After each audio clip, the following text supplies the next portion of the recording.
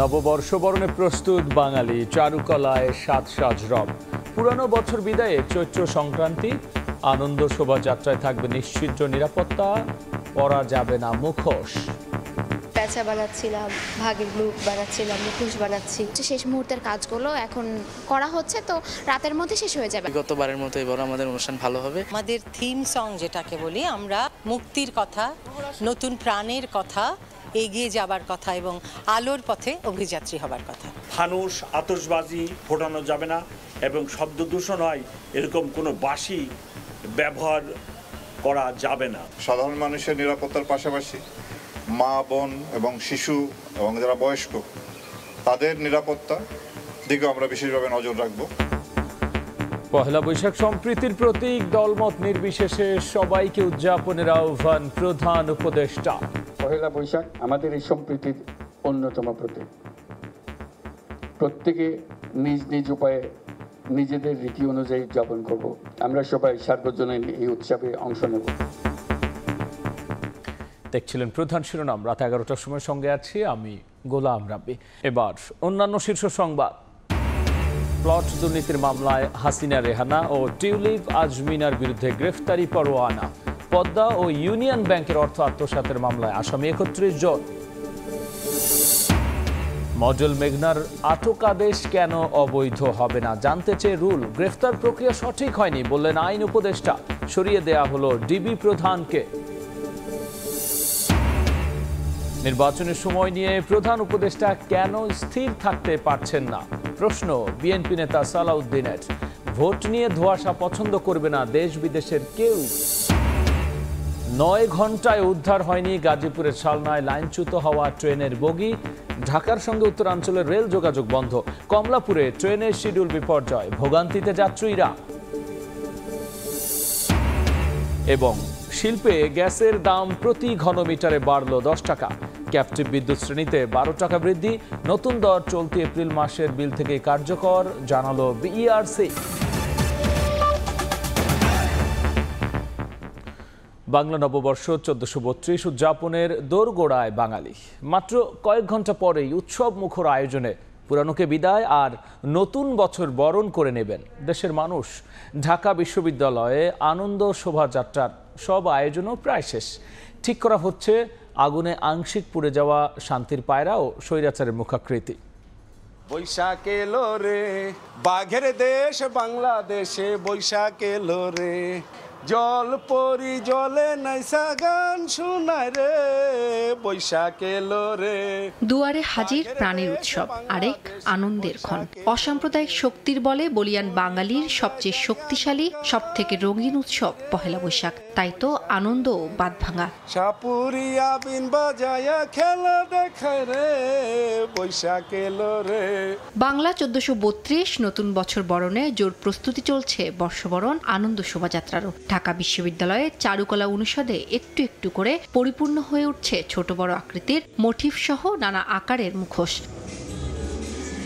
শোভাযাত্রার মোটিফের মধ্যে বড় আকৃতির ইলিশ মাছ, সোনারগাঁয়ের ঐতিহ্যবাহী লোকশিল্পীদের কাঠের বাঘ এবং 36 জুলাই টাইপোগ্রাফির নির্মাণ কাজ অনেক দূরে গিয়ে নিয়েছেন শিল্পীরা। এছাড়াও ঠিক করা হচ্ছে আগুনে আংশিক পুড়ে যাওয়া শান্তির পায়রা ও ফ্যাসিবাদের মুখাকৃতি। প্যাঁচা বানাচ্ছিলাম, ভাগের মুখ বানাচ্ছিলাম, মুখোশ বানাচ্ছি। শেষ মুহূর্তের কাজগুলো এখন করা হচ্ছে। বৈশাখ বরণে আনন্দে সামিল হতে অনেকেই ঘুরে দেখছেন চারুকলা। পয়লা বৈশাখ কিন্তু আমাদের সবার অনুষ্ঠান, পুরো বাংলাদেশের অনুষ্ঠান। প্রত্যাশা করি যাতে কালকে একটু ভালোভাবে সুন্দরভাবে মঙ্গল শোভাযাত্রাটা হোক, যেটা আনন্দ শোভাযাত্রা এখন নাম দেওয়া হয়েছে। নববর্ষের ঐক্যতান, ফ্যাসিবাদের অবসান প্রতিপাদ্য নিয়ে এবছর চারুকলা অনুষদ থেকে বের হবে বর্ষবরণ আনন্দ শোভাযাত্রা। উম্মে হানি, সময় সংবাদ, ঢাকা। পহেলা বৈশাখ সম্প্রীতির প্রতীক উল্লেখ করে সবাইকে নববর্ষ উদযাপনের আহ্বান জানিয়েছেন প্রধান উপদেষ্টা ডক্টর মোহাম্মদ ইউনূস। রাজধানীর মেরুলবাড্ডায় বৌদ্ধবিহারের সম্প্রীতি ভবনের উদ্বোধনী অনুষ্ঠানে তিনি আহ্বান জানিয়েছেন। অনুষ্ঠানে সেনাপ্রধান জেনারেল ওয়াকারুজ্জামান বলেছেন, ধর্মীয় সম্প্রীতি আর পাহাড়ের শান্তি প্রতিষ্ঠায় সবকিছু করবে তার সেনাবাহিনী। রাজধানীর মেরুলবাড্ডায় বৌদ্ধবিহারে সম্প্রীতি ভবন উদ্বোধন করলেন প্রধান উপদেষ্টা ডক্টর মোহাম্মদ ইউনূস। রোববার সকালে সেনাপ্রধান জেনারেল ওয়াকারুজ্জামান, পার্বত্য চট্টগ্রাম বিষয়ক উপদেষ্টা সুপ্রদীপ চাকমা, ধর্ম উপদেষ্টা ডক্টর আফম খালেদ হোসেন সহ বৌদ্ধ ধর্মের নেতাদের সঙ্গে নিয়ে উদ্বোধন করেন তিনি। পরে সম্প্রীতি সভায় যোগ দেন সবাই। সেনাপ্রধান বলেন, দেশে ধর্মীয় সম্প্রীতি ও পাহাড়ে শান্তি প্রতিষ্ঠায় সবকিছু করবে সেনাবাহিনী। আমরা চাই চিটাগং হিল ট্র্যাক্টসে পার্বত্য চট্টগ্রাম যেন শান্তি বিরাজ করে, তার জন্য যা কিছু করতে হয় আমরা করতে রাজি আছি। সমগ্র দেশে এই সাম্প্রদায়িক সম্প্রীতি রক্ষার জন্য যা কিছু করতে হয় সেটা আমরা করতে সবসময় সদা প্রস্তুত থাকব। আমরা শান্তির দেশ চাই, শৃঙ্খলার দেশ চাই। আমরা এখানে হানাহানি বিদ্বেষ চাই না। সবার সমস্ত বিভিন্ন মত থাকতে পারে, কিন্তু অবশেষে আমরা সবাইকে যেন শ্রদ্ধা করি। প্রধান অতিথির বক্তব্যে দেশবাসীকে বাংলা নববর্ষের শুভেচ্ছা জানান প্রধান উপদেষ্টা। পহেলা বৈশাখকে সম্প্রীতির প্রতীক উল্লেখ করে সবাইকে নববর্ষ উদযাপনের আহ্বান জানান তিনি। ধর্ম রীতিনীতির মধ্যেও আমরা সবাই এক পরিবারের সদস্য। এদেশের হিন্দু, মুসলমান, বৌদ্ধ, খ্রিস্টান, পাহাড় ও সমতলের বিভিন্ন সম্প্রদায় ও জনগোষ্ঠী সব মিলিয়ে এদেশের মানুষের বিচিত্র ভাষা, সংস্কৃতি, ঐতিহ্য। পহেলা বৈশাখ আমাদের এই সম্প্রীতির অন্যতম প্রতীক। প্রত্যেকে নিজ নিজ উপায়ে নিজেদের রীতি অনুযায়ী উদযাপন করব। আমরা সবাই সার্বজনীন এই উৎসবে অংশ নেব। এ সময় বিশ্ব শান্তি কামনা করেন প্রধান উপদেষ্টা ডক্টর মোহাম্মদ ইউনূস। খুব খুশি হলাম আজ এখন হলো দেখা হয়ে গেল। নাজমুস্তালেহি, সময় সংবাদ, ঢাকা। পূর্বাঞ্চলে প্লট জালিয়াতির মামলায় ব্রিটিশ এমপি টিউলিপ সিদ্দিকের বিরুদ্ধে গ্রেফতারি পরোয়ানা জারি করেছে আদালত। একইভাবে অবৈধভাবে প্লট গ্রহণ করায় সাবেক প্রধানমন্ত্রী শেখ হাসিনা, শেখ রেহানা ও তার মেয়ে আজমিনা সিদ্দিক সহ 18 জনের বিরুদ্ধে গ্রেফতারি পরোয়ানা জারি করা হয়েছে। দুপুরে ঢাকার মেট্রোপলিটন সিনিয়র স্পেশাল জজ জাকির হোসেন গালিবের আদালত দুদকের চার্জশিট আমলে নিয়ে আসামিদের গ্রেফতারে নির্দেশ দেন। শুধুমাত্র একটি দরখাস্ত, তাতেই ভোগ দখল পূর্বাঞ্চলের 30 কাঠা প্লট। নেপথ্যে কাজ করেছে তৎকালীন প্রধানমন্ত্রীর হস্তক্ষেপ। আবেদনের পরিপ্রেক্ষিতে রাজুকের প্লট বরাদ্দের কথা থাকলেও নিয়ম নীতির তোয়াক্কা করেনি তৎকালীন প্রধানমন্ত্রী শেখ হাসিনার পরিবার। রাজধানীতে ইতোমধ্যে প্লট থাকা সত্ত্বেও প্রধানমন্ত্রিত্ব খাটিয়ে বরাদ্দ নেন পূর্বাঞ্চলের 10 কাঠা করে 3টি প্লট। এমন অভিযোগে চলতি বছরের জানুয়ারিতে শেখ হাসিনা সহ তার পরিবারের 5 জন এবং গৃহায়ন ও গণপূর্ত মন্ত্রণালয় ও রাজুকের 12 কর্মকর্তার বিরুদ্ধে 3টি মামলা করে দুর্নীতি দমন কমিশন। রোববার ঢাকার মেট্রোপলিটন সিনিয়র বিশেষ জজ জাকির হোসেন গালিবের আদালত দুদকের দেয়া চার্জশিট আমলে নেন। আসামিরা পলাতক থাকায় তাদের বিরুদ্ধে গ্রেফতারি পরোয়ানা জারি করেন তিনি। প্রধানমন্ত্রীর প্রভাব খাটিয়ে সে রাজুক এবং গৃহায়ণ মন্ত্রণালয়, গৃহায়ণ ও গণপূর্ত মন্ত্রণালয়কে চাপ সৃষ্টি করে বেআইনিভাবে তাদের বিরুদ্ধে এই প্লটগুলো বরাদ্দ দেওয়া হয়।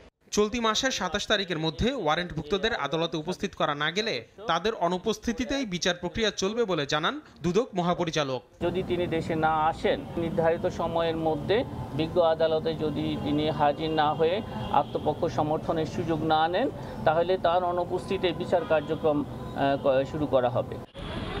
এদিকে পদ্মা ব্যাংক থেকে 5 কোটি টাকা আত্মসাতের অভিযোগে ব্যাংকের সাবেক চেয়ারম্যান চৌধুরী নাফিস শারাফাত সহ 4 জনের বিরুদ্ধে মামলা করেছে দুদক। এছাড়া ইউনিয়ন ব্যাংক থেকে ভুয়া বিল ভাউচারে 33.5 কোটি টাকা আত্মসাতের অভিযোগে ব্যাংকের সাবেক এমডি এবিএম মোকাম্মেল সহ 27 জনের বিরুদ্ধে 2টি মামলা করেছে সংস্থাটি। আসিফ মোহাম্মদ সিয়াম, সময় সংবাদ, ঢাকা। 9 ঘন্টায় উদ্ধার হয়নি গাজীপুরের শালনায় লাইনচ্যুত হওয়া ট্রেনের 3 বগি। ঢাকার সঙ্গে উত্তরাঞ্চলের রেল চলাচল রয়েছে বন্ধ। কমলাপুরে উত্তরবঙ্গগামী ট্রেনের শিডিউল বিপর্যয় দেখা দিয়েছে, আর তাই ভোগান্তিতে পড়েছেন যাত্রীরা। এই মুহূর্তে কমলাপুর রেল স্টেশনে আছেন রিপোর্টার আইদুল ইসলাম শুভ। সরাসরি প্রথমে যাচ্ছি তার কাছে। দুর্ঘটনা 9টি ঘন্টা পেরিয়ে গেলেও এখনও স্বাভাবিক হয়নি ঢাকার সাথে উত্তরবঙ্গের রেল যোগাযোগ। উত্তরবঙ্গ থেকে ঢাকা প্রবেশকামী যে সকল ট্রেনগুলো আসার কথা ছিল, সব ট্রেন কিন্তু এখন পর্যন্ত কমলাপুর রেলওয়ে স্টেশনে এসে পৌঁছেনি। আমরা জানি যে গত দুপুর 2টার কিছু সময় পরে টাঙ্গাই গাজীপুর এলাকায় মৌচাক স্টেশন পার হওয়ার কিছু দূরত্বে গেলেই কিন্তু চিলাহাটি এক্সপ্রেস যে ট্রেনটি ছিল সেটি 3টি বগে লাইনচ্যুত হয় এবং তারপর থেকে কিন্তু ঢাকার সাথে উত্তরবঙ্গের রেল যোগাযোগ বন্ধ হয়ে যায়।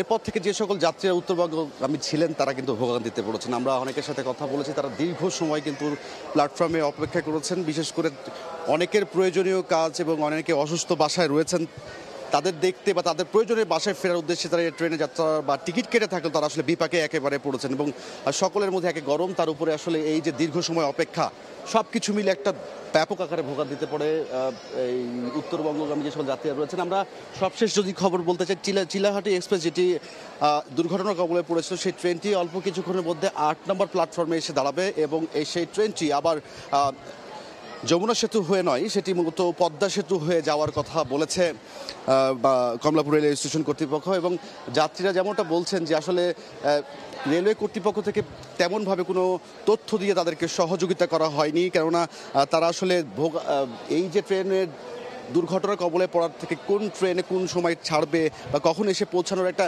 সম্ভাব্য সময়, সেটি আসলে বলতে ব্যর্থ হয়। আসলে ক্ষোভ প্রকাশ করেছেন আসলে যে যাত্রীরা এখানে অপেক্ষা করছিলেন। তো এখন মোটামুটি আসলে যদি বলতে চাই যে গাজীপুরে যেখানে দুর্ঘটনার কবলিত পড়েছিল ট্রেনটি, সেখান থেকে সেই ট্রেনটি উদ্ধার করে ঢাকার দিকে আসতে শুরু করেছে বা এখন পথেই আছে। অল্প কিছুক্ষণের মধ্যে আসলে ধারণা করছে যে এই চিলাহাটি যে ট্রেনটি রয়েছে, সেই ট্রেনটি কমলাপুর রেলওয়ে স্টেশনে এসে পৌঁছাবে এবং সম্ভাব্য একটা ট্রেন সময় আমরা মনিটরে দেখতে পাচ্ছি, সেটি আসলে 11টা 40-এর সময় দেওয়া হয়েছে, যেটি কিনা পদ্মা সেতু হয়ে সেই গন্তব্যে যাবে। এক কথায় যদি বলতে চাই, কমলাপুর রেলওয়ে স্টেশনে যাত্রীতে পরিপূর্ণ, বেশিরভাগ যাত্রী উত্তরবঙ্গগামী এবং তারা সকলে আসলে এখন পর্যন্ত ভোগান্তি এবং অনিশ্চয়তার মধ্যে আছে। সব কিছু মিলিয়ে এই ছিল আমার কাছে কমলাপুর রেলওয়ে স্টেশন থেকে সবশেষ। চিলাহাটি এক্সপ্রেসের বগি লাইনচ্যুত হওয়ায় উত্তরবঙ্গের যাত্রীরা ভোগান্তিতে পড়েছেন। আর এই খবরের সবশেষ নিয়ে আমরা সরাসরি ছিলাম কমলাপুর রেল স্টেশনে। ডিসেম্বরে না জুনে জাতীয় নির্বাচনের সময় নিয়ে প্রধান উপদেষ্টা কেন স্থির থাকতে পারছেন না, এই প্রশ্ন তুলেছেন বিএনপি স্থায়ী কমিটির সদস্য সালাউদ্দিন আহমেদ। বিকেলে রাজধানী প্রেস ক্লাবে ভাসানী অনুসারী পরিষদের প্রতিনিধি সম্মেলনে প্রধান অতিথির বক্তব্যে প্রশ্ন তুলেছেন তিনি। এ সময় অন্তর্বর্তী সরকারকে উদ্দেশ্য করে বলেন, আন্দোলনের মধ্য দিয়ে সরকার পরিবর্তন হয়েছে, তবে একটা নির্বাচিত সরকারের রিপ্লেসমেন্ট হতে পারে না বর্তমান সরকার। আরও বলেছেন, ভোট নিয়ে ধোঁয়াশা পছন্দ করবে না দেশি বিদেশি কেউই।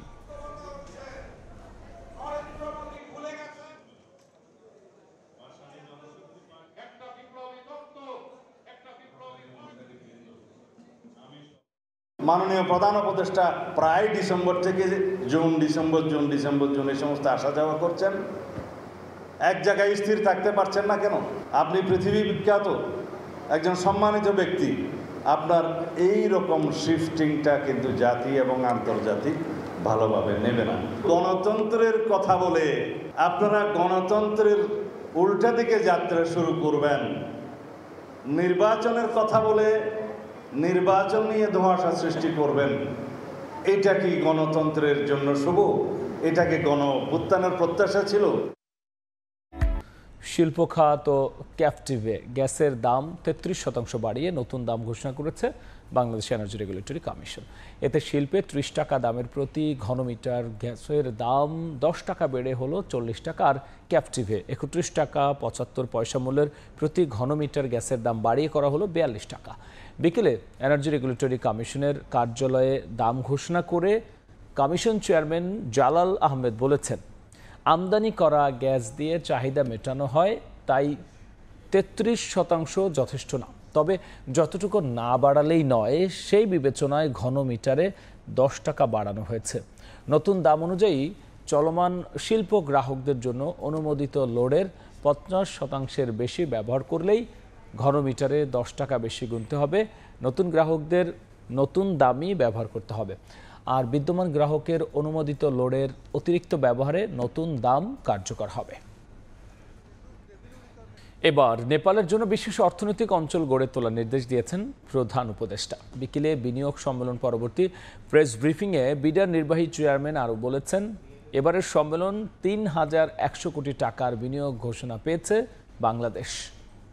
কোয়ান্টিটেটিভটাতে কাইন্ডলি হ্যাং আপ হয়ে যাবেন না।